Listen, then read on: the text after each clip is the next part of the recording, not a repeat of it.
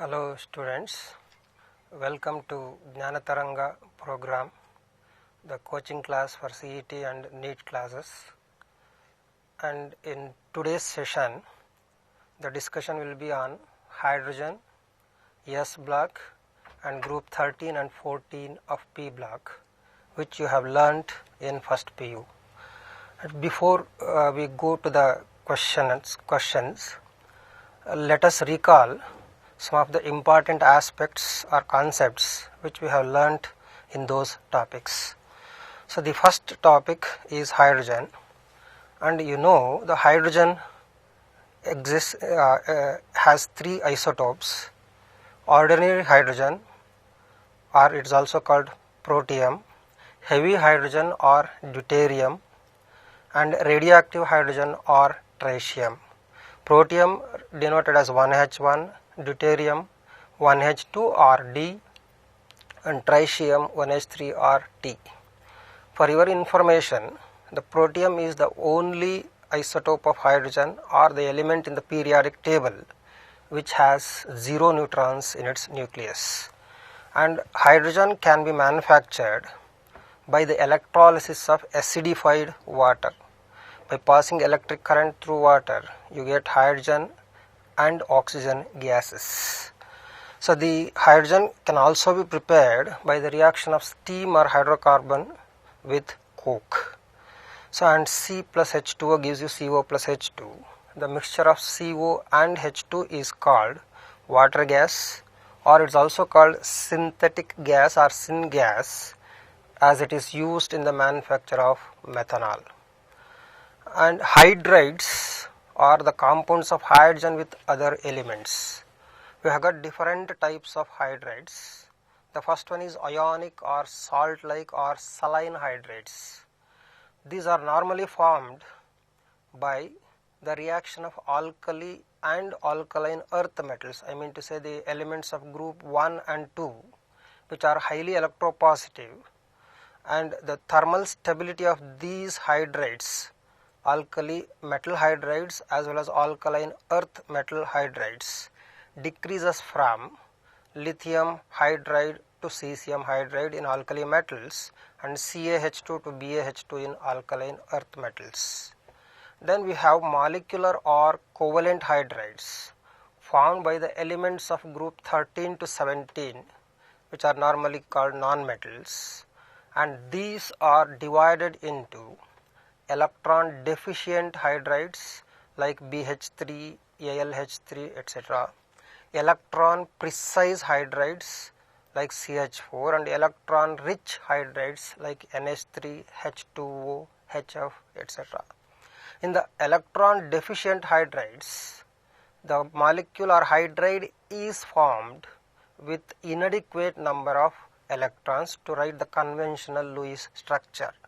If the electrons available are enough or sufficient to write the conventional Lewis dot structure, the hydride will be electron precise hydride, and in electron rich hydride you will have the excess electrons in the form of lone pair. In the hydrides such as NH3, you have got one lone pair of electron on nitrogen, and in H2O you have got two lone pairs of electrons on oxygen, and similarly in HF you have got three lone pairs of electrons on fluorine atom. And then you have metallic or interstitial hydrides. So these are normally formed by the transition elements or the D block elements, except the elements of groups 7, 8 and 9. They are also called non-stoichiometric hydrides, and these are formed when hydrogen gas is trapped into the cavities of or empty spaces between the metal atoms in the transition metal crystals. Since the number of cavities or the number of hydrogen atoms which are trapped is different from crystal to crystal, you cannot have a specific stoichiometry for the formula for these kind of hydrides, and hence they are called interstitial hydrides. Coming to hardness of water, temporary hardness of water is due to the bicarbonates of calcium and magnesium, and the temporary hardness can be removed by heating hard water. When you boil hard water, the soluble bicarbonates are converted into insoluble carbonates, and hence the precipitate of calcium carbonate can be filtered off to get the soft water. In Clark's method, the temporary hardness can be removed by adding calcium hydroxide. So the calcium hydroxide reacts with calcium bicarbonate and converts it into the precipitate of calcium carbonate, which can be filtered off. The permanent hardness of water is due to chlorides and sulfates of calcium and magnesium, and it can be removed by adding soda lime. In soda lime method, it can be removed by adding sodium carbonate. So during which the bicarbonates of and chlorides of calcium and magnesium react with what is called Na2CO3 to form carbonates of calcium and magnesium. And in the ion exchange method, calcium and magnesium ions are exchanged by the addition of inorganic ion exchangers such as zeolite. So that is Na2Z, where Z is nothing but hydrated aluminum silicate. So the equation for the ion exchange method is Na2Z, which is called sodium zeolite. When it is added to hard water, the calcium ion present in the hard water gets exchanged, or it replaces sodium to form CaZ, and thereby the permanent hardness of water can be removed. And in the S block mainly consists of the elements of group 1 and 2. The first group elements or metals are normally lithium, sodium, potassium, rubidium, cesium and francium of group 1. They are called alkali metals. So alkali metals, the name is derived because the hydroxides of these metals are water soluble bases. So the elements such as beryllium, magnesium, calcium, strontium and barium of group 2, they are called alkaline earth metals. So alkali metals are paramagnetic because of NS1 configuration, in the sense the valence shell of these elements have one electron. On the other hand, alkali metal ions, which are produced by the loss of electron present in the valence shell, are diamagnetic and colorless due to their noble gas configuration with no unpaired electrons. Degree of hydration of alkali metal ions decreases from lithium to cesium. So the relative ionic radii in water also decreases in the same order. The extent of hydration depends on the size. So the lithium ion is the smallest alkali metal ion and is hydrated to a larger extent, and therefore the ionic radii in water decreases from lithium to cesium with increase in size of the cation. Lithium is the lightest, least fusible, least dense and soft of all the alkali metals. So and lithium, it is the lightest metal, and normally these alkali metals are placed in kerosene because of their reaction with H2O. But lithium cannot be stored under water. Cannot be stored under kerosene because it is lightest metal and floats on the surface of the kerosene, and hence it is wrapped in paraffin wax. Although lithium has highest ionization enthalpy as you know is the amount of energy required to remove the electron from the outermost valence shell. Normally in any group, the topmost element will have highest ionization energy. Lithium, being the top element in the group 1, will have highest ionization energy, but still it is the strongest reducing agent because of its large heat of hydration, which is sufficient or which compensates for its high ionization enthalpy. And most metallic elements in the periodic table, because when you move from top to bottom in the first group of alkali metals, the metallic character or tendency to lose electrons or electropositivity as we call increases from lithium to cesium, and hence the most metallic elements in the periodic table are cesium and of course francium. The solubility, the basic strength of oxides increases from lithium oxide to cesium oxide, and similarly the solubility, stability and basic strength of hydroxides also increases in the same order from lithium hydroxide to what is called cesium hydroxide. I mean to say, cesium hydroxide is the strongest alkali metal hydroxide among the first group metal hydroxides.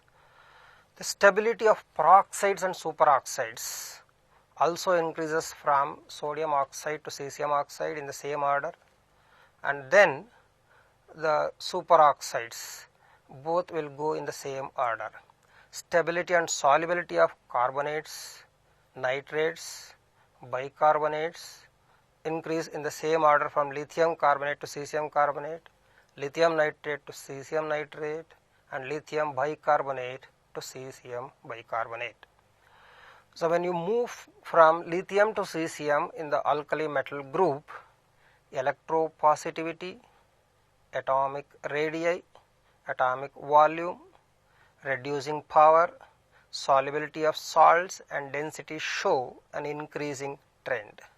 In alkaline earth metals, the properties such as metallic nature, reducing nature, reactivity, electropositive character and ionic nature of the compounds increase from beryllium to barium.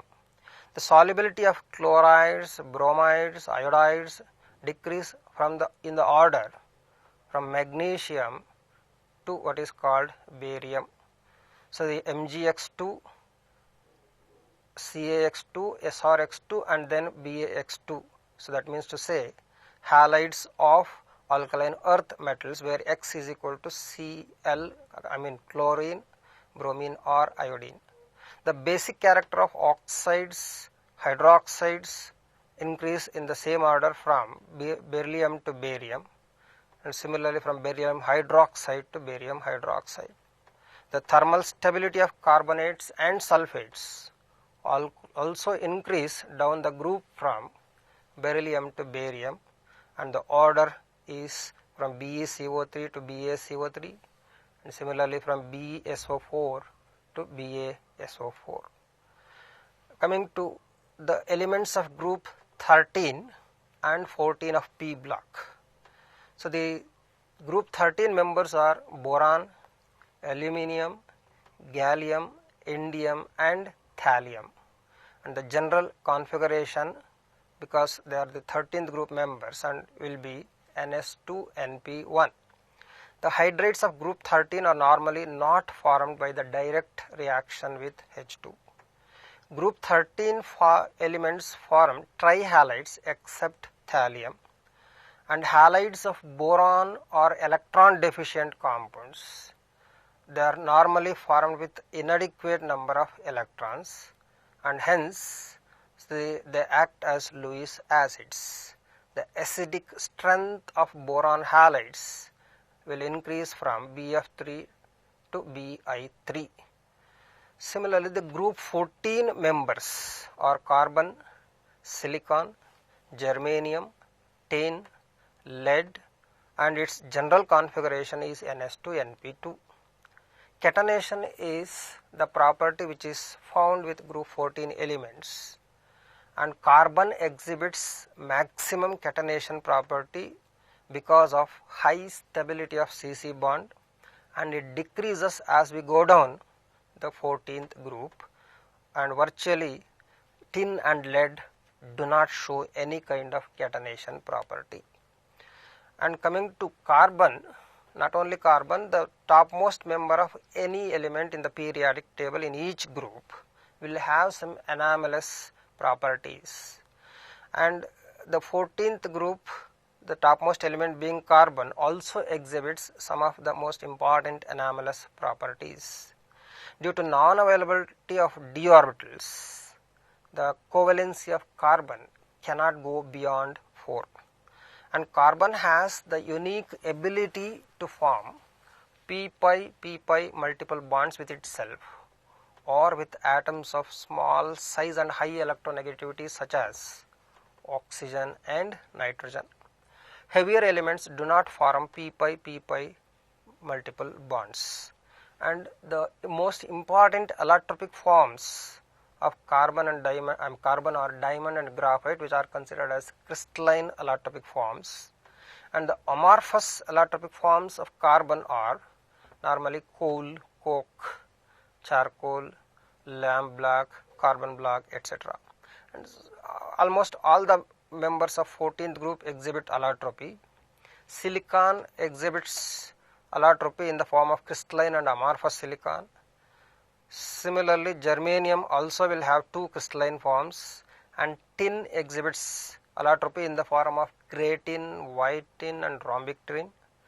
And lastly, some of the gaseous fuels, the composition of gaseous fuels, if I have to mention, water gas, as I told you already, is also a mixture of CO plus H2, it is also called synthesis gas. Semi-water gas has the composition CO plus H2 plus N2. Natural gas mainly contains methane, and producer gas will have CO plus N2. And LPG gas, liquefied petroleum gas, will have mainly butane plus isobutane. And now coming to the questions, the decomposition of hydrogen peroxide is retarded by, the options are H3PO4, which is called phosphoric acid, alcohol, option C acetonide, and D all of these.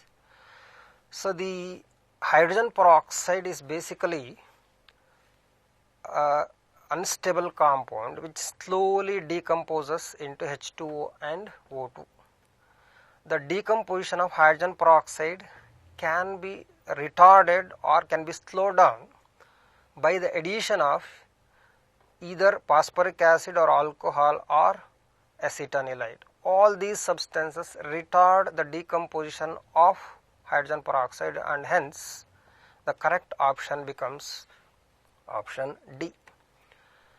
Then the question number 2, which of the following cannot be oxidized by H2O2? Option A Ki plus HCl, option B O3, option C PBS lead sulfide, option D sodium sulfite. H2O2, as I said, on decomposition liberates oxygen, hence it acts as an oxidizing agent. But ozone is more powerful oxidizing agent than hydrogen peroxide, and hence when ozone is made to react with H2O2, so the H2O2 reduces ozone to H2O and O2, and therefore so the correct option becomes option B, that is ozone, which is a more powerful oxidizing agent compared to H2O2. And then in the question number 3, you have to match the list 1 with the list 2. You have been given heavy water, temporary hard water, soft water, permanent hard water in list 1. Heavy water, as I said already, is due to the presence of sulfates and chlorides of magnesium and calcium in water. That means the heavy water matches with D in the list 2. Temporary hard water is because of the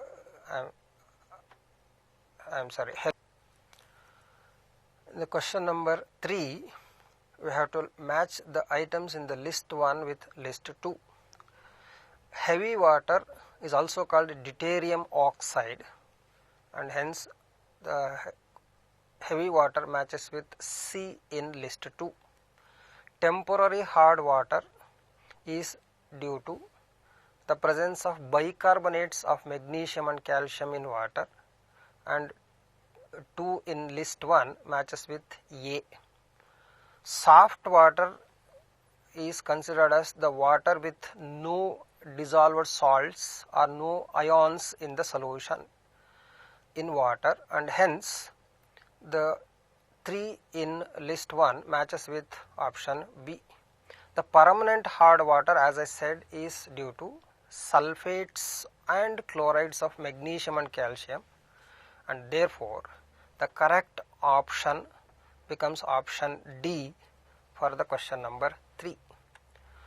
So the fourth one, commercial 10 volume of H2O2 in a solution with strength of approximately 30%, 3%, 1% and 10%. Normally the strength of strength of hydrogen peroxide is expressed in terms of volume of oxygen liberated by 1 ml of hydrogen peroxide solution at STP. If I say 10 volume of H2O2 solution means 1 ml of this sample of H2O2 on decomposition gives 10 ml of oxygen gas at NTP, or 1 liter of the sample of solution will liberate 10 liters of oxygen gas at STP. So in the equation 2 moles of H2O2, that means to say 2 into 34, which happens to be the molar mass of H2O2, equals 68 gram of H2O2 on decomposition gives you 1 mole of oxygen gas at STP. 1 mole of oxygen gas, you know, has a volume of 22.4 liters at STP. Obviously 22.4 liters of oxygen gas at STP is obtained from 68 gram of hydrogen peroxide. Therefore 10 liters of oxygen gas at STP will be obtained from 68 by 22.4 into 10, which gives you 30.357 gram of hydrogen peroxide. The strength of hydrogen peroxide in 10 volume of hydrogen H2O2 solution is 30.357 gram per liter, which is equal to 3.057 gram per 100 ml, and therefore the 10 volume hydrogen peroxide is approximately 3% solution of H2O2. The correct option becomes option B. The question number 5, H2O2 when added to a solution containing KMNO4 and H2SO4. KMNO4 mixed with sulfuric acid is called acidified KMNO4, which is a powerful oxidizing agent. Since acidified KMNO4 is a powerful oxidizing agent, H2O2 will have to undergo oxidation by reacting with oxygen produced from KMNO4, forming H2O and O2. Since it undergoes oxidation, in the reaction H2O2 is considered as a reducing agent, and hence the correct option is option B. The question number 6, deuterium oxide or D2O. This is also called heavy water, is used in nuclear reactors as the options are fuel, source of deuteron, source of alpha particle and moderator. In the nuclear reactors, the role of heavy water or deuterium oxide is to slow down the fast moving neutrons. So that phenomenon is called moderator action. D2O is used as a moderator to slow down the fast moving neutrons, and hence the correct answer is option D. In the question number 7, the reaction H2S plus H2O2 arrow mark S plus H2O manifests the acidic nature of H2O2, alkaline nature of H2O2, oxidizing action of H2O2 and reducing action of H2O2. In the reaction H2S gets oxidized into sulfur, H2S is converted into sulfur and H2O2 is converted into H2O, and H2S is oxidized to sulfur by H2O2, and hence so the H2O2 acts as an oxidizing agent in this reaction, and the correct answer is option C. In the question number 8, hydrogen resembles halogens in many aspects for which the several factors are responsible, and the most important factor among that you have to find out. Option A is its tendency to lose electron from a cation. Option B is its tendency to gain single electron in its valence shell to attain stable electronic configuration, its low negative electron gain enthalpy value, and its small size. Hydrogen is one element which can be placed in first group as well as 17th group. It is placed with alkali metals because of its 1s1 configuration. Hydrogen has the ability to lose electron to form H plus, and therefore it is placed in first group. When it comes to 17th group is concerned, which is the halogen family, all halogens will gain one electron and form the stable inert gas configuration, and therefore hydrogen also gains one electron to form H minus ion, which is called hydride ion. Its tendency to gain electron in its valence shell and attains the stable 1s2 configuration is the reason for its resemblance with halogen family, and obviously the correct answer is option B. Coming to question number 9, metal hydrides are ionic, covalent and molecular in nature. Among lithium hydride, sodium hydride, potassium hydride, rubidium hydride and cesium hydride, the correct order of increasing ionic character. So the options are given as A, B, C, D. The ionic hydrides are normally formed by the electropositive metals with hydrogen, and the electropositive character, as you know, increases from lithium to cesium due to increase in size. With increase in size, cesium has a tendency to lose the electron very easily, and therefore it is considered as highly electropositive metal. And the decrease in ionization enthalpy is again because of the increase in size from lithium to cesium. Obviously, cesium hydride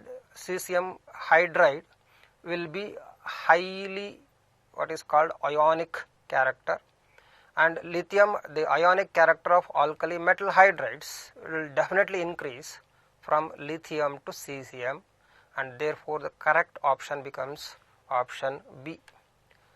In the question number 10, HOH bond angle in water molecule.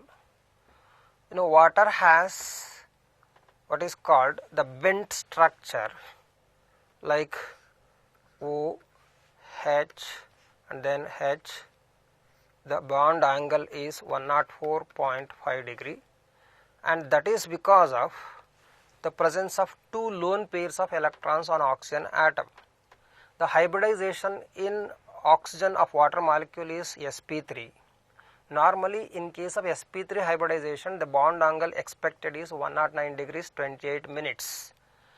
But because of the presence of lone pair of electrons on the oxygen atom, there will be a repulsion between lone pair and bond pair, and because of the repulsion, the bond angle is reduced from 108 degree to 104.5, and hence the correct option becomes option D.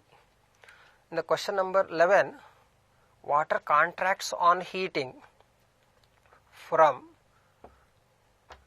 what is called 200 degrees centigrade, from 0 to 4 to 273, and then from 10 to 20. Normally when any liquid or a solid is heated, its volume increases. However, water has extensive hydrogen bonding when it is freezed into ice. Because of extensive hydrogen bonding, so the oxygen atoms in ice are tetrahedrally arranged with many vacant spaces. So the vacant space present in ice is responsible for low density of ice, and that's the reason why ice floats on the surface of water. Anyway, when you heat ice or water from 0 degree centigrade to 4 degree centigrade, instead of expansion or instead of increase in volume, the volume decreases because the hydrogen bonds are broken and the water molecules will occupy those vacant spaces, thereby leading to contraction. However, this effect is observed up to 4 degree centigrade, and beyond 4 degree centigrade the normal increase or expansion due to heating effect would dominate over the decrease in volume caused because of the breakage of hydrogen bonds, and therefore at 4 degree centigrade water will have what is called minimum volume or maximum density, and therefore the correct option for question number 11 is option B. To question number 12, 2 gram of aluminium metal is treated separately with excess of dilute sulfuric acid as well as sodium hydroxide solution, and the ratio of volume of hydrogen evolved is option A 2:3, option B 1:1, option C 2:1, option D 1:2. So when aluminum is made to react with sodium hydroxide solution, you get NaAlO2 plus 3H2, as in the equation you get 3 moles of hydrogen by the reaction of 2 moles of aluminium, and the same 2 moles of aluminium would react with sulfuric acid, liberating the same 3 moles of hydrogen gas. Obviously, the ratio of volumes of hydrogen evolved will be 3:3 or 1:1, and hence the correct option is option B. To question number 13, when 2 ice cubes are pressed over each other, they unite to form 1 cube, and which of the following force is responsible to hold them together? And as I said, ice has got extensive hydrogen bonding. Because of the tendency to form more of hydrogen bonds, the ice cubes unite together, and hence the correct option for question number 33 would be option A, which says hydrogen bond formation. Into question number 14, the number of moles of hydrogen gas in 0.224 liters of hydrogen gas at STP, that is 273 Kelvin and 1 atmospheric pressure is, the options are 0.1, 0.01, 0.001 and then 1. And as you all know, the molar volume of any gas is 22.4 liters at STP, that is the volume occupied by 1 mole of any gas at STP. That means to say 22.4 liters of hydrogen gas at STP corresponds to 1 mole of hydrogen gas. Obviously 0.224 liters of hydrogen gas at STP will have 1 divided by 22.4 into 0.224, that is 0.01 moles, and hence the correct answer is option B. Into question number 15, the molarity of pure water at 277 Kelvin. So the options are 55.5 moles, 1 mole, 2.5 mole, 5 molar. Molarity represents the number of moles per liter or per decimeter cube. So if you take water at 277 Kelvin, the density of water is 1 gram per ml. That means to say 1 ml of water would weigh 1 gram, and obviously 1000 ml or 1 liter of water would weigh 1000 grams. When you take pure water, 1 liter of pure water, the mass of 1 liter of pure water will become 1000 gram when it is maintained at 277 Kelvin. The number of moles obviously is equal to mass by molar mass of H2O. 1000 grams divided by molar mass of H2O is 18, and that gives you 55.55 moles per liter, which is nothing but the molarity, and hence the correct option is option A. into 16, the correct order of OO bond length in oxygen, H2O2 and O3 are, the options are given. You know, in O2 molecule there is a double bond between two oxygen atoms, and the structure of H2O2 can be written like this. You have got a single bond between two oxygen atoms, whereas in ozone you have got the partial double bond because of resonance.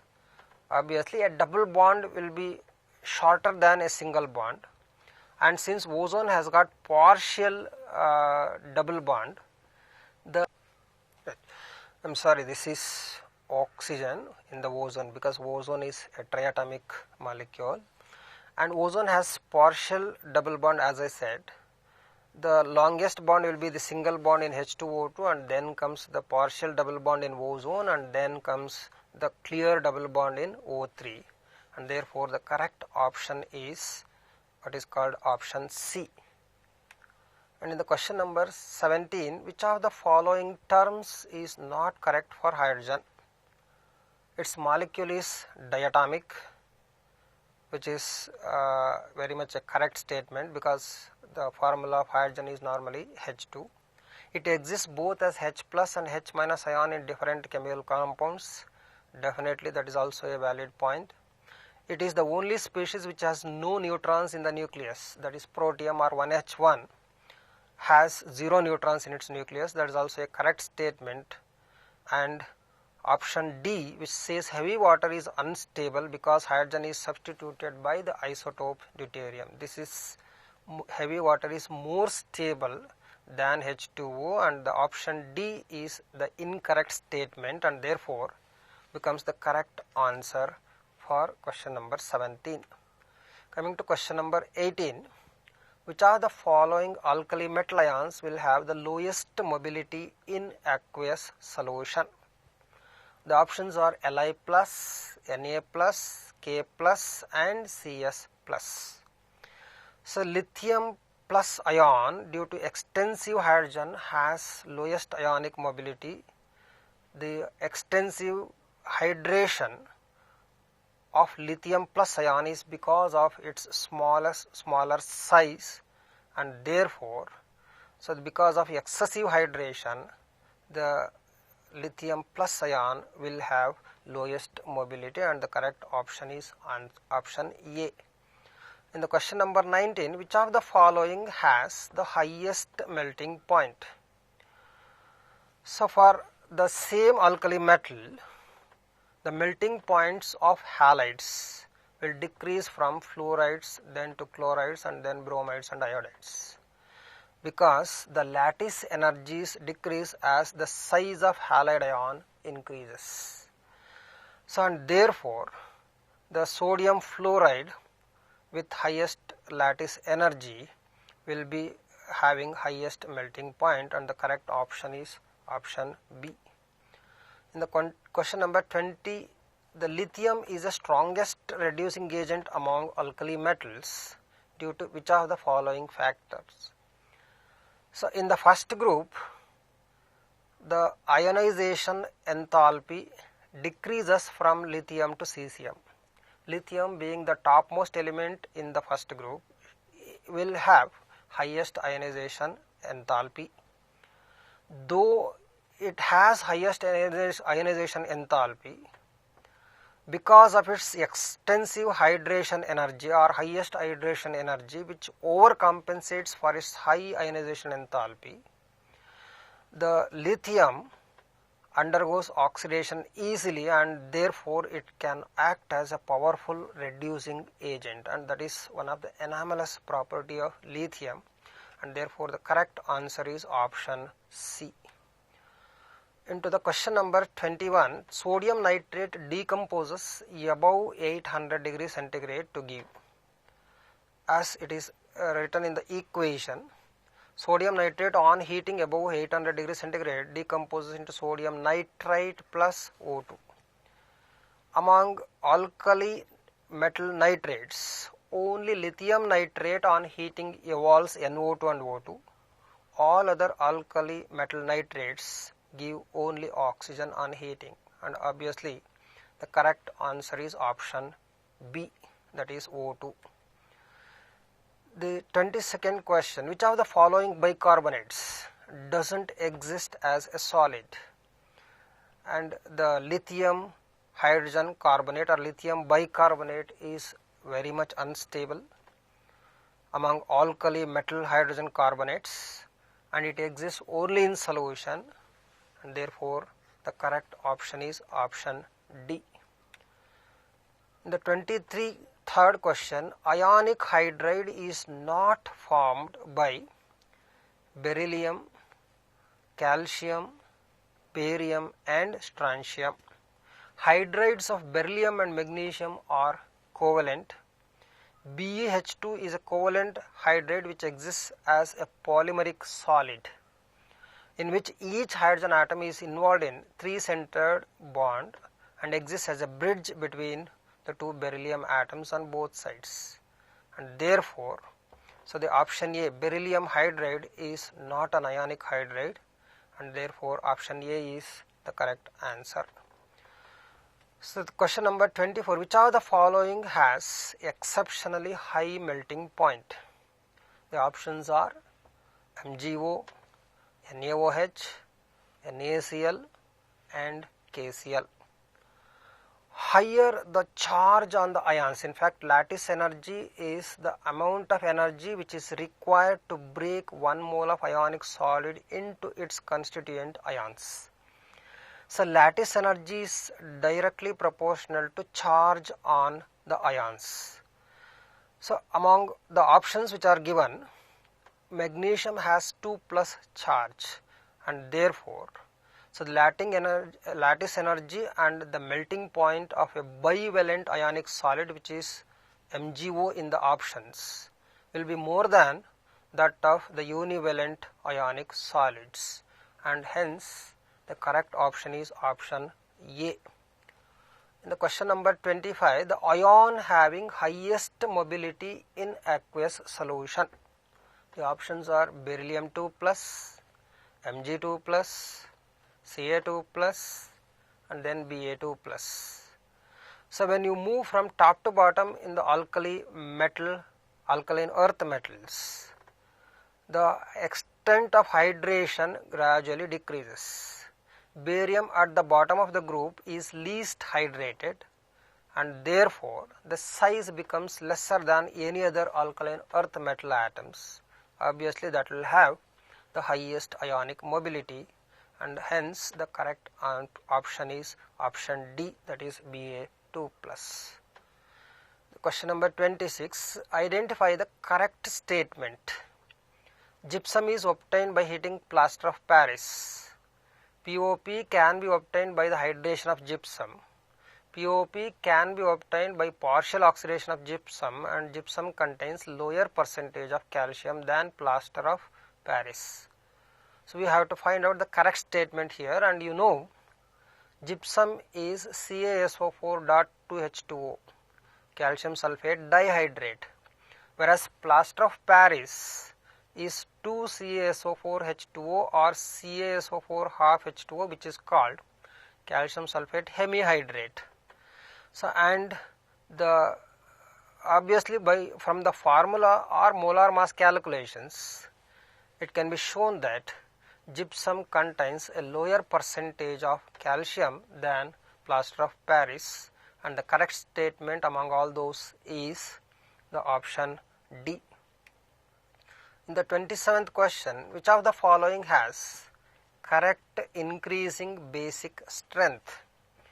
So the oxides of alkaline earth metals are given, and in the alkaline earth metals, the basic character of oxides increases down the group from beryllium to what is called barium.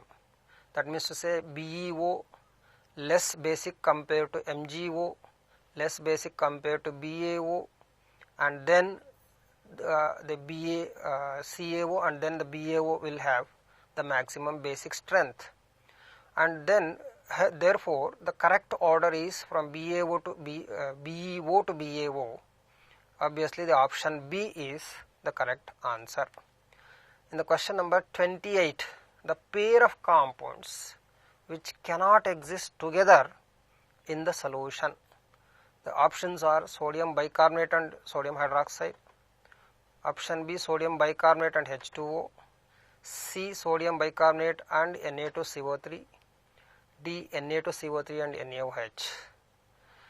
So the sodium bicarbonate is an acidic salt of carbonic acid, that is H2CO3, and therefore it will react with NaOH producing Na2CO3 and H2O as it is there in the equation, and hence the correct option is option A, sodium bicarbonate and NaOH cannot exist together. In the question number 29, common table salt, that is sodium chloride, becomes moist and doesn't pour so easily in rainy season. And the reasons are that it contains magnesium chloride, it contains magnesium carbonate, it melts slightly in rainy season, sodium chloride is hygroscopic. Normally the table salt contains impurity in the form of MgCl2, which is a hygroscopic solid. Hygroscopic solid absorbs atmospheric moisture, and therefore, so the common salt, because of the presence of hygroscopic magnesium chloride, becomes moist and doesn't pour so easily in the rainy season.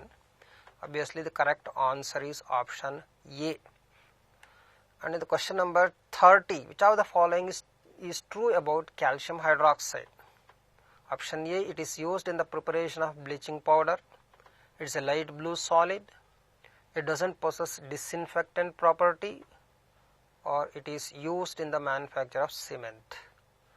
Calcium hydroxide, when it is made to react with chlorine, you get calcium oxychloride, which is considered as bleaching powder. Bleaching powder or calcium oxychloride can be obtained by passing chlorine gas over slaked lime or calcium hydroxide, and hence the option A is the correct option.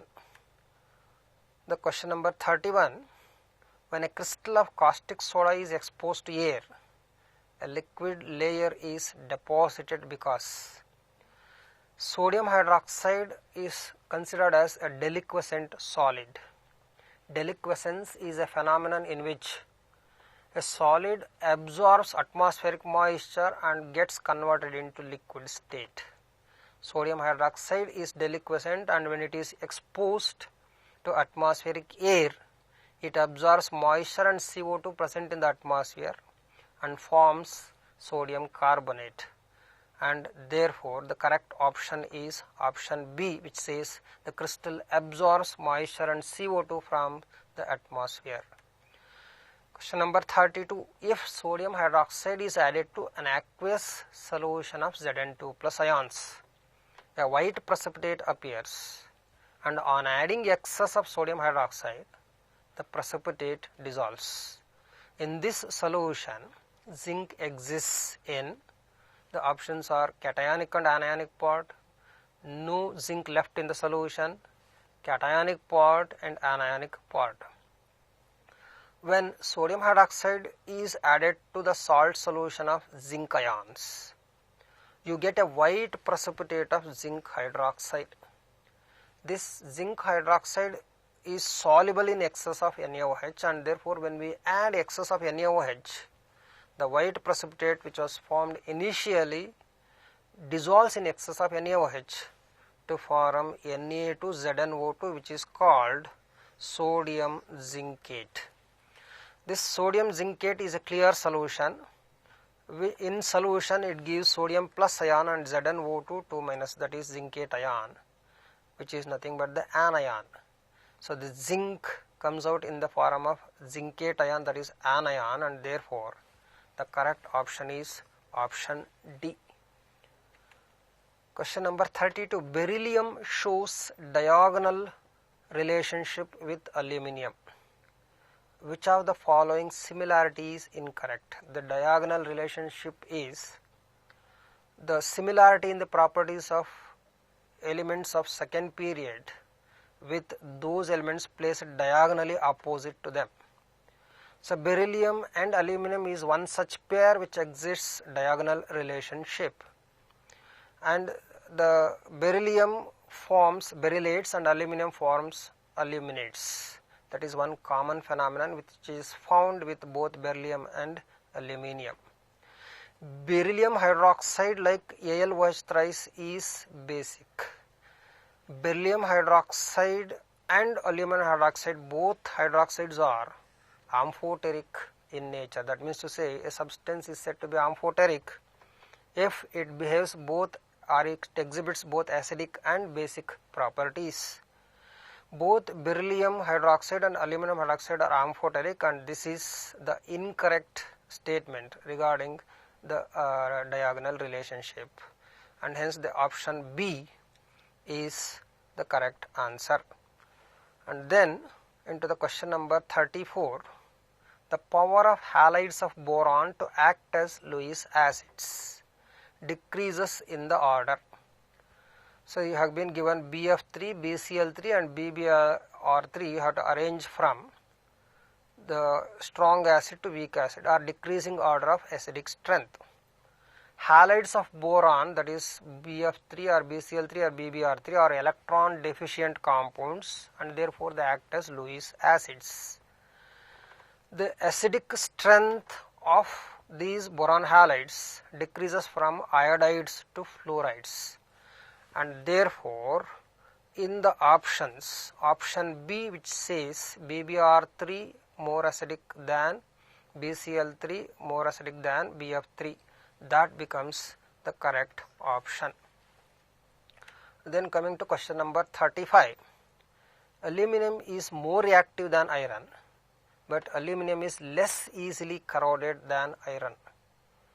So the rusting of iron happens rapidly, whereas aluminum is not so easily corroded.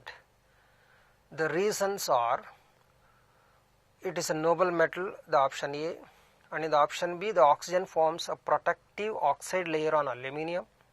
Option C, iron undergoes reaction easily with water. Option D, iron forms mono and divalent ions. When aluminum is exposed to atmospheric air, the surface aluminum atoms undergo oxidation to form a protective layer of aluminum oxide, and that prevents the metal from further corrosion, and hence the correct option is option B. Into question number 36, the ionization enthalpy among group 13 members. Follow the order.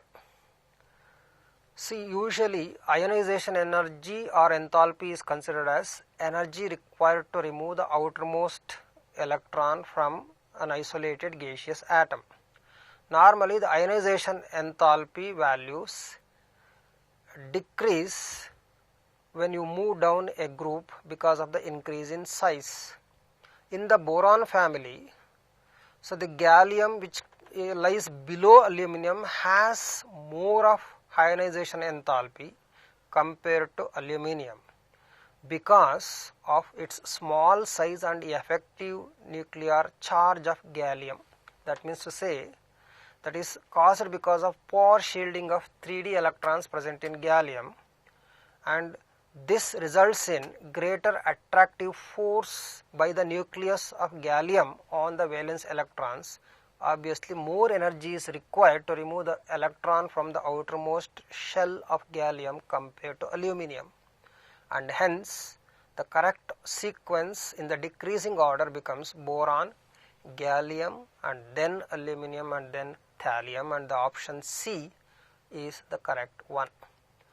In the question number 37, the aluminum salt commonly used to stop bleeding is the aluminum sulfate, potassium sulfate, aluminum chloride, and aluminum fluoride. The potash alum, is a double salt. Double salt is normally a mixture of two simple inorganic salts having the composition K2SO4, Al2SO4 thrice 24H2O. Normally potash alum is employed as styptic, that means to say to stop bleeding from cut wounds. So the potassium and aluminum ions present in the potash alum coagulate the negatively charged blood particles and stop further bleeding of the blood, and that kind of action is called styptic action, and the potash alum is normally employed for that purpose, and hence the correct option is option B. The question number 38, the diamond and graphite are shown to be the allotropic forms of carbon by the fact that diamond is hard but graphite is soft. Normally the allotropic forms are different physical forms of the same element, but the similarity in chemical properties. Diamond is transparent while graphite is opaque. This no way is the correct answer. They have different crystal structures.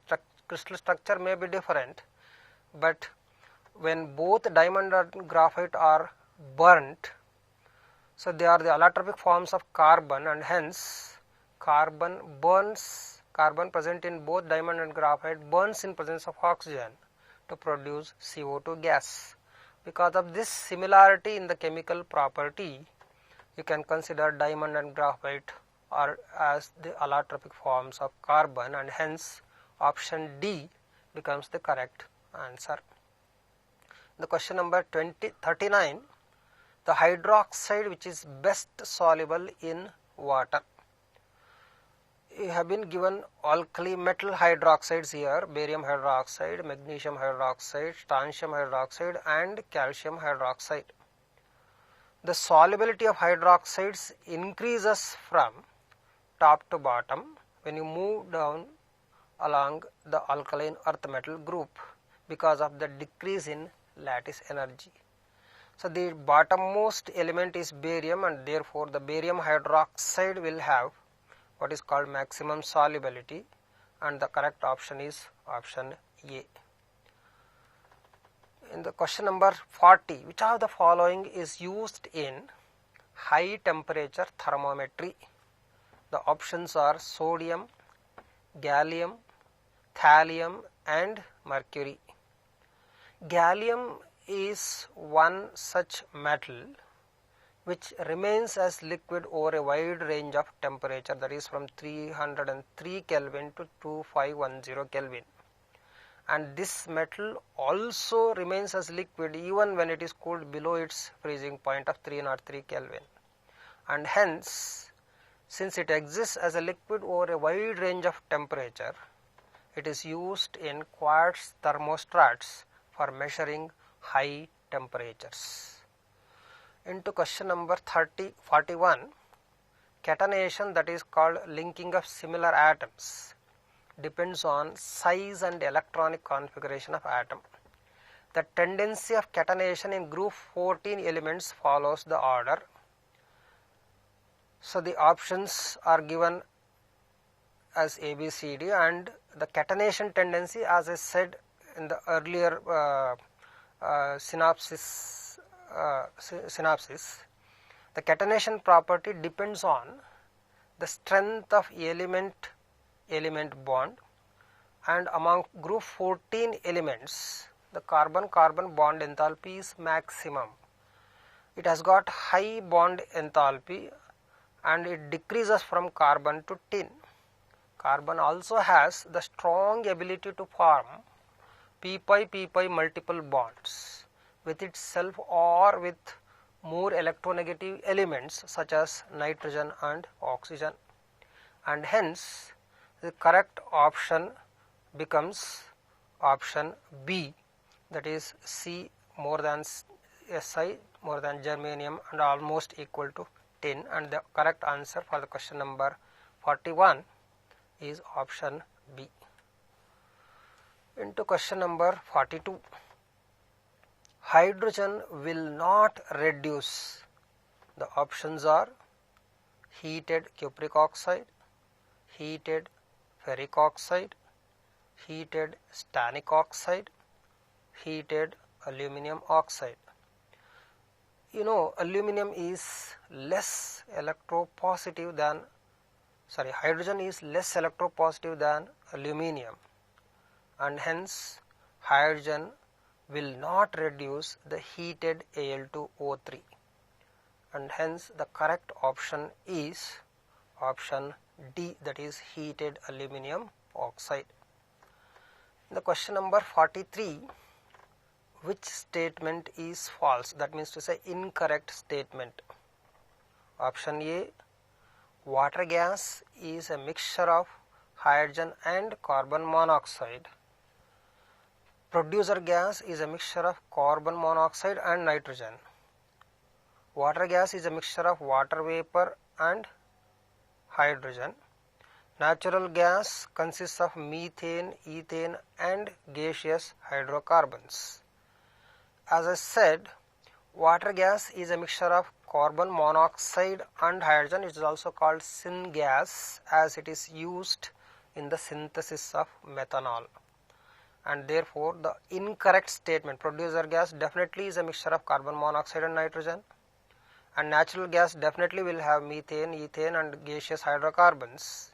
The false or incorrect statement among the four options which are given are the option C, which says water vapor and hydrogen is the constituent of water gas, and therefore the correct option is option C. 44. The boron halides behave as Lewis acids because option A, they are covalent compounds. Option B, have only 6 electrons in the valence shell. Option C, they are ionic compounds. Option D, have a lone pair of electrons on boron atoms. So boron halides, that is BS3, have only 6 electrons, 3 from boron and the 3 from the halogen atoms around the central boron atom, because the electron configuration of boron, as you know, 1s2, 2s2, 2p1. So therefore 3 electrons of boron will form bonds with 3 halogen atoms, and thus the octet around the central boron atom is not complete. Because of incomplete octet, boron behaves as electron deficient compound or a Lewis acid, and the correct option is option B. The question number 45, graphite conducts electricity because of option A, weak van der Waals force between layers, covalent bonding between carbon atoms of layers, delocalized electrons in each layer. Option D, sp2 hybridization of carbon atoms in a layer. You know, graphite and diamond are the two allotropic forms, crystalline allotropic forms of carbon. Diamond has the sp3 hybridization, whereas graphite has sp2 hybridization or sp2 hybridized carbon atoms. Because of sp2 hybridization, each carbon is bonded to 3 more carbon atoms with 3 electrons, and the 4th electron of each carbon atom is not involved in bonding and is considered as a delocalized electron, and hence it moves around the hexagonal network of carbon atoms in the graphite, and the conductivity of graphite is due to these kind of delocalized electrons within a layer. In diamond, since all the carbon atoms are involved in bonding, no such free electrons are present, and therefore diamond, for your information, is an insulator, and diamond again is considered as the hardest substance. Anyway, for this question, the question number 45, the conductivity of graphite is because of the presence of delocalized electrons, and therefore option D becomes the correct answer. Option C, delocalized electron in each layer, becomes the correct answer. In the question number 46, gas A is bubbled through slaked lime. When a white precipitate is formed, on prolonged bubbling the precipitate dissolves. On heating the resulting solution, the precipitate appears back with the evolution of gas B. the gases A and B respectively are. So the options are given as CO and CO, CO2 and CO, CO and CO2, CO2 and CO2. When you pass a gas A through slaked lime, that is nothing but calcium hydroxide, you are getting a precipitate in the form of carbonate. Definitely among the options which are given, it should be either CO2 or CO. The precipitate is formed only when CO2 gas is passed through calcium hydroxide, and therefore, so the gas A must become definitely CO2. And when you pass excess of CO2 gas through CaCO3, the precipitate of calcium carbonate is converted into soluble bicarbonate, calcium bicarbonate, and therefore precipitate naturally dissolves. And when you heat that resulting calcium bicarbonate solution, you get back the precipitate because the soluble bicarbonate is converted into insoluble carbonate along with the liberation of what is called CO2 gas, which happens to be the gas B. And hence gas A and gas B are both carbon dioxide or CO2, and the correct option is option D. In the question number 47, which of the following represents the electronic configuration of most electropositive element? So the inert gas configuration with 2s1, 2s2, 6s1 and 6s2 options are given. And you know very well the alkali metals in the periodic table are the most electropositive, and the electropositive character definitely increases down the group. The element at the bottom of first group will have highest electropositivity, and xenon 6s1 being the largest what is called alkali metal atom will be the most electropositive element, and therefore the correct option is option C. 48. The sodium ordinarily doesn't show an oxidation state of +2 because when I write the electron configuration of sodium, we write it as 1s2, 2s2, 2p6 and then 3s1 or neon 3s1. The electron present in the 3s orbital can be easily removed because it is the only electron present in the third shell, and after removal the ion or Na plus ion will have the stable inert gas configuration.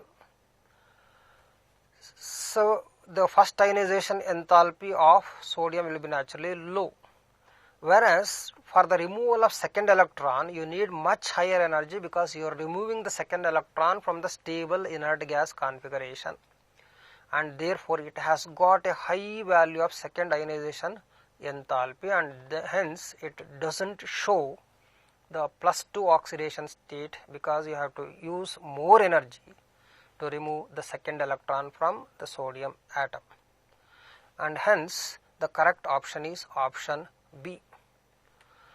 Into question number 49, which of the following compounds has both ionic and covalent bonds? Among the four options which are given, KCl, KCN, NaH and NaI, you know potassium cyanide is a compound which on ionization produces K plus and Cn minus ions, in which you have got a triple covalent bond between carbon and nitrogen, and the bond between K plus and Cn minus ions is ionic, and therefore KCN or option B, the potassium cyanide compound, is an example of a compound which has both ionic and covalent bonds. Into question number 50, the chloride of an element A gives neutral solution in water. In the periodic table, the element A belongs to option A first group, B third group, fifth group, and then D first transition series. The hydroxides of first group, that is alkali metals, are normally strong bases, and when the chloride of an element gives a neutral solution, the chloride of alkali metal definitely in solution undergoes hydrolysis, producing a strong base, that is alkali metal hydroxide, and HCl, which is a strong acid. Since you get a strong acid and strong base in solution, definitely it will be neutral, and therefore the chlorides of first group elements are the salts of strong acids and strong bases and produce neutral solutions on hydrolysis, and obviously the correct answer is option A. Into question number 51. Which of the following order presents the correct sequence of increasing basic nature of given oxides? So the oxides which are given are Al2O3, MgO, Na2O, and then K2O.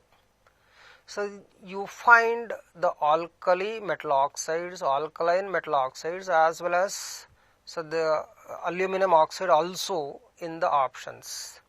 When you move across a period or from left to right along the periodic table, ionization energy values increase because of the addition of electrons to the same electronic shell, and therefore the electropositive nature of metal naturally decreases. The ease of formation of ion also decreases, and hence the basic character decreases. That means to say, the aluminum, which is aluminum oxide, so definitely will be least basic, and then the alkali metal oxides, the basic character of alkali metal oxides increases from lithium to cesium, and obviously so aluminum oxide is least basic, and then comes alkaline earth metal oxide, that is MgO, and then comes Na2O, and then K2O. The correct option is option A. And then the question number 52. You have to identify the correct statement among the four options. The first option says elemental sodium can be prepared and isolated by electrolyzing an aqueous solution of sodium chloride.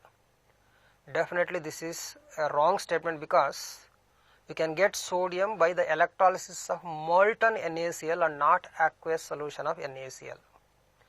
Elemental sodium is a strong oxidizing agent. This is again incorrect statement, because sodium can easily undergo oxidation and it can act as a reducing agent. Elemental sodium is insoluble in ammonium. No, it is very much soluble in ammonia. And option D says elemental sodium is easily oxidized because of low ionization potential, and therefore it acts as a reducing agent, and the option D is the correct statement regarding the sodium, and therefore the correct answer is option D.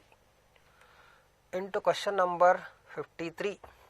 Sodium sulfate is soluble in water, whereas barium sulfate is sparingly soluble in water, because the options are: the hydration energy of sodium sulfate is more than its lattice energy, the lattice energy has no role to play in its solubility. Option C says the hydration energy of sodium sulfate is less than its lattice energy, and option D is none of these. Normally, if lattice energy is less than hydration energy, the ionic compound will be very much soluble in water. Since the lattice energy of sodium sulfate is less than its hydration energy, or hydration energy is more than its lattice energy, the sodium sulfate is very much soluble in water, and hence the correct option is option A. Into question number 54. Alkaline earth metals form dipositive ions instead of unipositive ions, because the option A, dipositive ions carry more charge. Option B says the second ionization enthalpies are not different from first ionization enthalpy. Option C says unipositive ions do not have stable configuration, and option D says compounds containing di-positive ions have more lattice energy. And we know the lattice energy is directly proportional to what is called charge on the ion and is inversely proportional to size. Therefore, so the alkaline earth metals form di-positive ions because of the higher lattice energies compared to what is called unipositive ions. Alkaline earth metals will have 2 plus charge and therefore they form di-positive ions, and hence the correct option is option D, that is the compounds containing di-positive ions will have more of lattice energy. Into question number 55. The value of X, that is the number of molecules of water which gets hydrated with salt, is maximum for option A MgSO4XH2O, option B CaSO4.XH2O, option C BaSO4.XH2O, and option D says all have same values of X. You know, barium sulfate is insoluble in water. Calcium sulfate XH2O, the value of X for calcium sulfate is 2 because CaSO4 forms dihydrate, and MgSO4 will have 7 molecules of water hydration. MgSO4 7H2O is also called Epsom salt. It is associated with 7 molecules of water hydration because of its small size, and hence because of the small size of Mg2 plus ions they are extensively hydrated, and the value of X, which is 7 for MgSO4, and that is the maximum, and hence the correct option is option A. Move on to question number 56. If you react 30 gram of magnesium and 30 gram of oxygen, when magnesium is burnt in oxygen, you get MgO, and the residual mixture contains, the options are 60 gram of MgO, 40 gram of MgO and 20 gram of oxygen. Option C 45 gram of MgO and 15 gram of oxygen. Option D 50 gram of MgO and 10 gram of oxygen. From the equation 2Mg plus O2 gives 2MgO. 2 moles of magnesium, that is atomic mass of magnesium is 24, and therefore 2 into 24 grams of magnesium, that is 48 gram of magnesium, will combine with 1 mole of oxygen, that is 2 into 16 grams or 32 gram of oxygen, during which you get 2 into 24 plus 16, 24 plus 60, that is 40 happens to be the molar mass of MgO.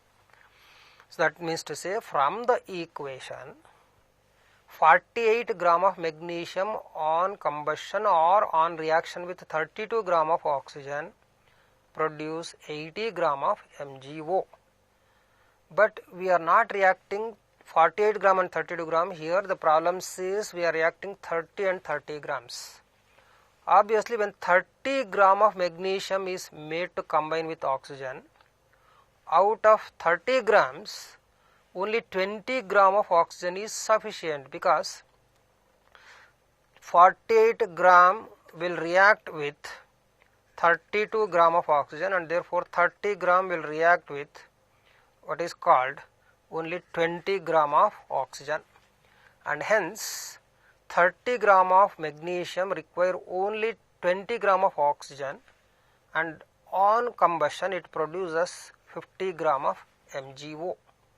Naturally, the residual mixture will be 50 gram of MgO, which is the product, and 10 gram of oxygen, which remains unreacted out of 30 grams of oxygen, because so the magnesium is totally consumed here, and therefore the residual mixture will have only MgO and 10 gram of oxygen, and the correct option becomes option D for question number 56. Moving on to question number 57. The interaction of 3.42 gram of an alkali metal with water liberates 448 ml of hydrogen gas at STP.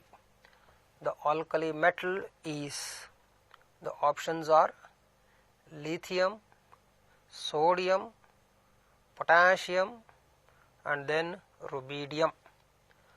You know, all alkali metals will definitely react with water and they form metallic hydroxides.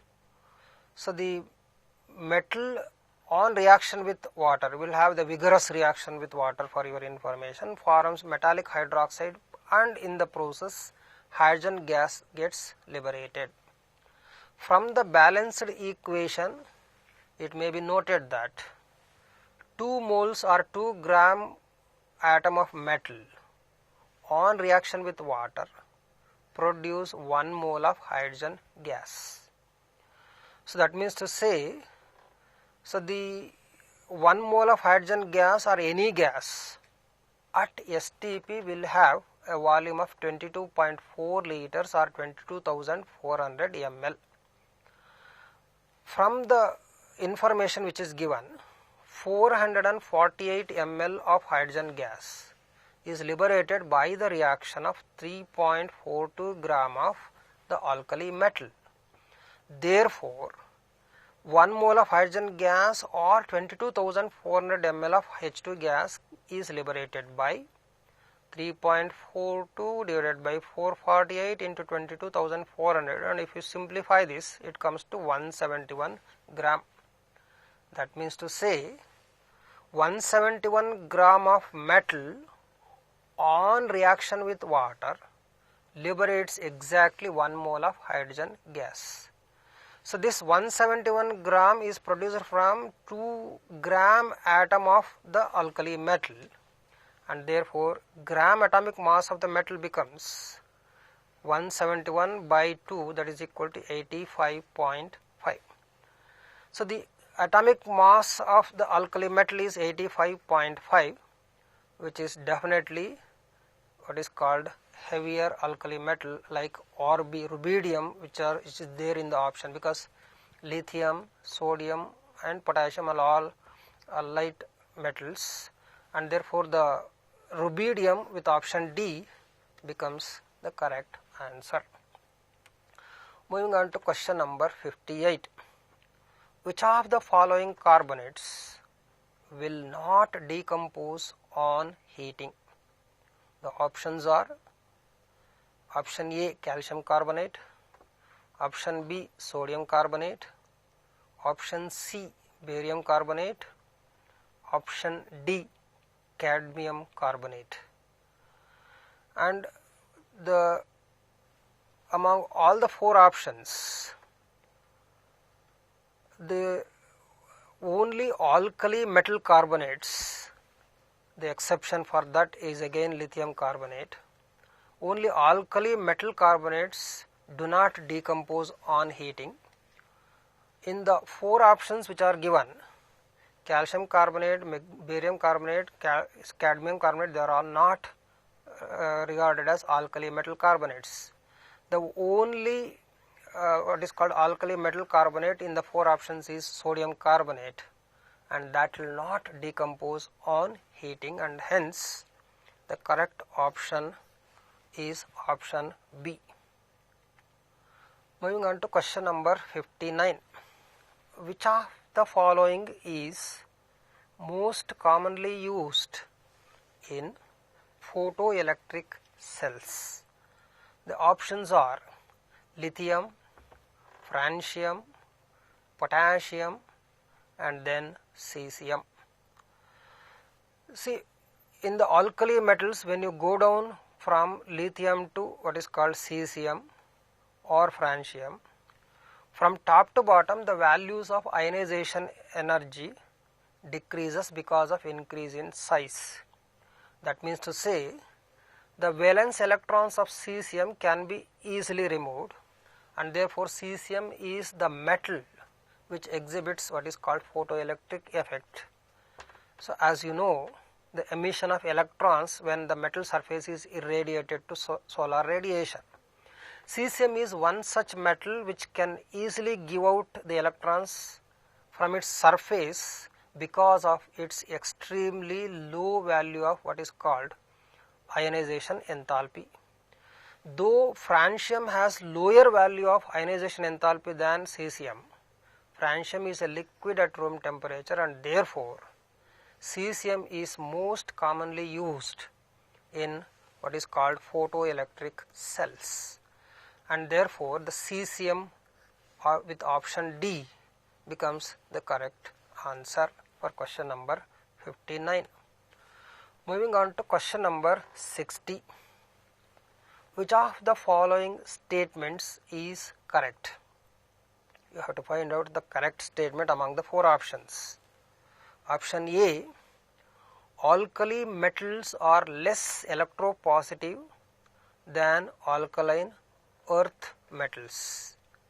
Definitely this is not an acceptable statement, this is a wrong statement, because alkali metals are more electropositive than alkaline earth metals, because electropositive character decreases when you move from left to right of the periodic table, and obviously this is a wrong statement. Alkaline earth metals are denser and harder than alkali metals. Definitely this is a valid statement, because alkaline earth metals will have small size when compared to alkali metals. When you move from left to right along a period, because of the addition of electrons to the same shell and increase in the nuclear charge, the size naturally decreases, and therefore alkaline earth metals in each group will have smaller size compared to what is called alkali metals. So, and the higher mass of alkaline earth metals makes it to be denser and harder than alkali metals. Option B appears to be the correct statement. The correct answer for this question, as I said, is option B, but when you look at the option C and D, option C says alkali metals are denser and harder than alkaline earth metals, which is incorrect statement, and the first ionization potential of alkali metals is more than that of alkaline earth metals. This is again incorrect statement, because the alkali metals will have what is called the less ionization potential because of NS1 configuration. Therefore, the option A, C, D are incorrect statements, and it is only the option B which is a correct statement, and hence the correct option for question number 60 is option B. Right, with that we come to the end of this session on the hydrogen S block and group 13 and 14 elements of P block, and I thank you for watching this class, and I thank all the authorities of Department of PU Education for providing me an opportunity to what is called express my what is called views and help the students in gaining the knowledge in these chapters. Thank you very much.